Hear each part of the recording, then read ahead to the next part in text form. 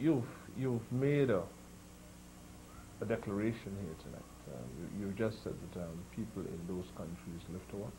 180, 200, and they're not broken down. They're having men are making children at 90, late in their 70s. I mean, at 100 years old, people. Matter of fact, in Okinawa, Japan, they tell me, and I'm going to go and find out if it's true, that they don't even start having babies till they're 45. That's how healthy they are. They can wait until their age of 45, a woman, to start having babies because that's how long they live and how healthy they are. We hear that Dominica's got the world's oldest living human being. Well, is that a contradiction? I don't think it's a contradiction. I think that we have some of the eldest people on Earth. However, there are people in India that have come forward that's supposed to be 200 and 300 years old, they're telling us. There are people. My problem with our centenarians is, and I say this with a lot of love and respect because I am glad we're here, but we should not be broken down. Watch it, sea algae, comfrey, all of these things we have here should not be broken down. With this, the varicose veins, the legs, and things I see is a no-no. In ancient Egypt, our home, people lived to be minimum 150, never looked older than 24, 25. Their secrets, they ate every 3 or 4 days, not every day. You see what I'm saying? They don't eat 3 and 4 meals every day. They ate every 3 or 4 days. They never ate soft, pasty bread. They ate hard, dried bread because pasty food enlarges the heart muscles. And once the heart muscles are stretched out, they become weak. And so you're only going to be here till you're 60 or 70. So you should not eat that stuff. You must eat the raw foods. Is that a myth that we are guided by? You say that the ancient Egyptians ate every 3 or 4 days. We eat breakfast in the morning. We get hungry by 10:30, 11 o'clock. Right.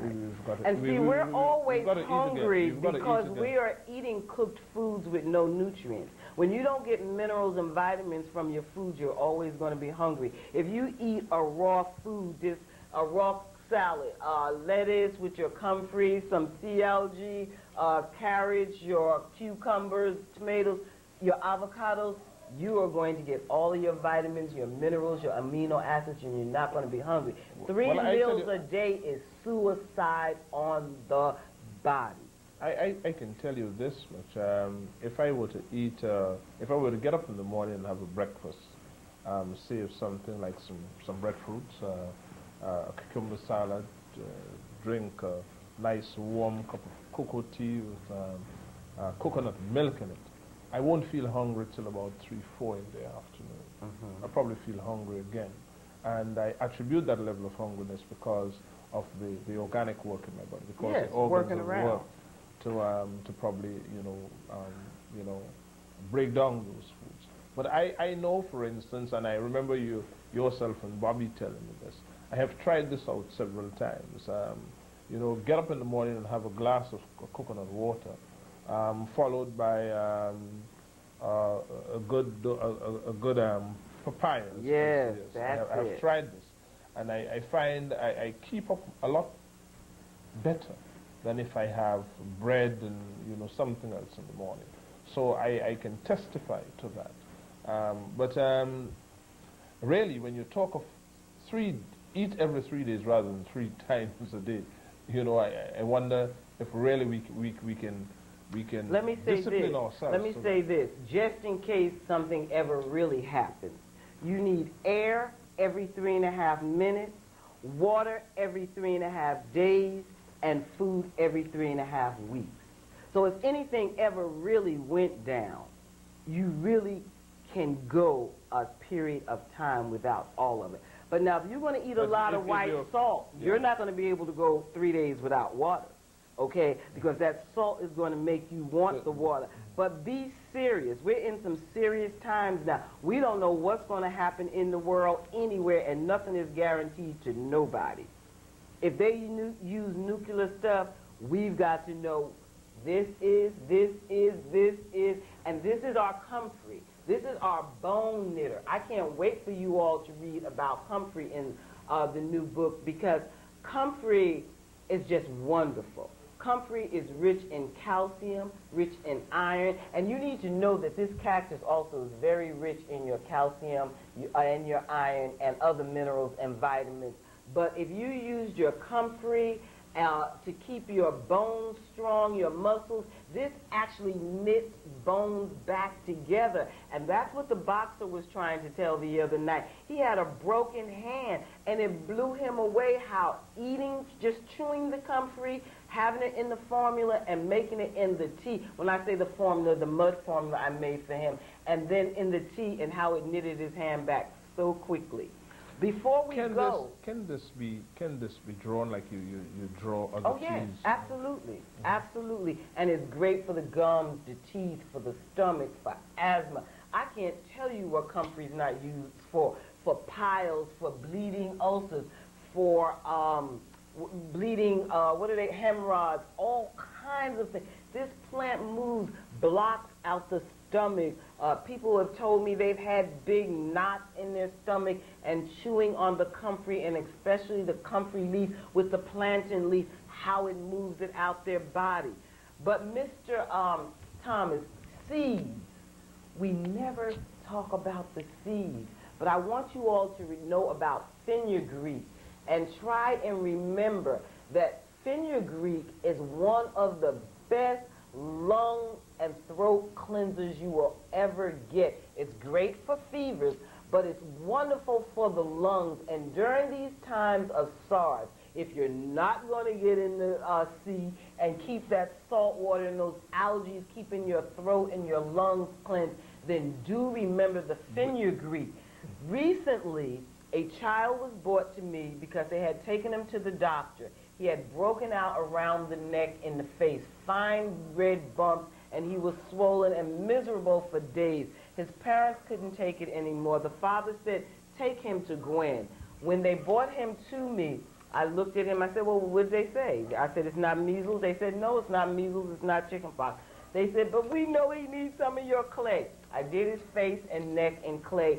Took him up to Luvia, which you will love to see Luvia in this book, because you all are missing Luvia. Luvia has so many rich spring mineral waters. I took him up to one of our springs, and I showed 2 of the wonderful springs in Luvia in this book. And then I washed it all off. The swelling went down, the pimples went away, the fever went away. The next day, he was much better. Matter of fact, a few hours, but the next day, he was all the way well. They came back again a couple of days later. I saw them in the street. I said, come back. I think you can look a little bit better. They came back. I gave them more. They say the child runs around the house talking about GwenC magic clay, no, GwenC magic mud, and now I am his new doctor. Because, again, they didn't know what was wrong with him. They gave him antibiotics and antihistamines, and in 2-3 days later, nothing still had happened. And in 10 to 15 minutes of your sulfur mud with your sea algae, I had calcium in it, I had comfrey in it, and the fenugreek is what really did it. Those grains, where can they be found? These are from India. I got these from India. From India. Yeah. How do you go about preparing them? I just, again, boil the water and draw them. I do a tablespoonful to a cup of water, but it's called fenugreek. F-E-N-U-G-R-E-E-K. Can these be obtained here at the drugstore?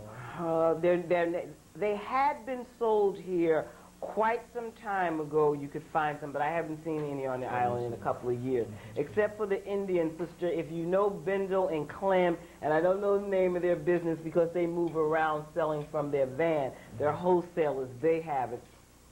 Okay, and they would be able to provide... Right, but call up your friends in the States or in England and ask them to send you fenugreek. Again, this was a rarity that I found in the sea, a sea algae. This is sea algae just all clumped up together, full of sulfur water. it is ugly, and it smells horrible. But when I blend that up with some sulfur mud, somebody's going to get a serious healing. I don't know who's going to be in pain. I don't know who's going to be hurting. I don't know whose skin is going to be broken out. You're going to be taking a piece of this and put it in some sulfur mud and rub your skin with it. And yes. Gwen, we have a minute. Look out for the new book. We need sponsors. I don't know if this book is ever going to make it to Dominica because right now you all don't seem to want to sponsor yourselves. My number is 245-4874. The book is Meditourism. It shows you how to have the most healthful vacation. It shows you how to be at the apex of health and fitness, how to use this wonderful island, the southwestern tip, to be strong. And you know, we're going to do a series of the book. We're going to do the Boiling Lake with Watson Waven and Trafalgar. We're going to do the Carib territory with Emerald Pool and White River. So look out for Meditourism, Nature Signatures, Optimum Health and Wellness, Natural Fitness Guide. It has all the answers for you to be well and wholesome and to invite everyone to Dominica for a Meditourism, medication, vacation, re-education on how to use the wonders of this fabulous island. Before we go, my attention was drawn to, this is a pool in Soufriere, the sulfur pool. That's the famous sulfur pool, and we have that in color. Oh, you have it in color. That's your famous. The book is beautiful colored pictures. This is an advanced copy, of course, so we have some black and whites in there, but it's going to be all in color. That's our sulfur spring. And you all stop thinking that pool is dirty. Mr. Thomas, not this Mr. Thomas, Mr. Thomas from Soufriere, cleanses this pool 5 to 7 days a week. I am there in the morning. I have seen him over and over. That pool is not dirty. Sulfur water is an antiseptic. It will pull out germs and throw it out. It is your body. You wash your skin, but you haven't had a wash out inside. You haven't cleansed your blood. That's what's dirty. Your colon, your blood, not the sulfur springs. I promise you, no one has ever left there with a disease. And I've been in this country 3 years, and everybody knows I know that land better than anybody, and people don't walk away from there getting diseases. But the water in back of there, the Gaiac water, you all have got to treasure that. You know, Mr. Thomas, this is a gourmet island. If you learn to market this island and sell your waters, sell your algae as on the gourmet market line, you don't need as many customers. If you market your Meditourism to athletes, to firefighters, to policemen, to all other types, you don't need a lot of little tourism because you're going to bring the athletes who bring their entourage who spend the money. You see what I'm saying? You have gourmet water. You can sell your water for more money than other people because your water is above international standards. You must come to Lubia and bathe in our rivers. We have so many spots in Lubia that you will see that needs to be developed. Well, I guess that message, Gwenny, not only for the locals, but I guess the people in authority we probably have to ask you to do some convincing with them. But folks, we've come to the end of our program. It's just going past about a minute after 8, and we at Inside Issues always like to stick to the time factor, so we're going to leave you. Tonight, Sister Gwen Carter is going to be back. I said, and I promised you that she's going to be back here on the second Tuesday in the month of June. So everything that you probably absorbed tonight, we didn't get any telephone calls, but I guess you'll probably be having your telephone calls next week. We're very happy that you've been able to join us for the program.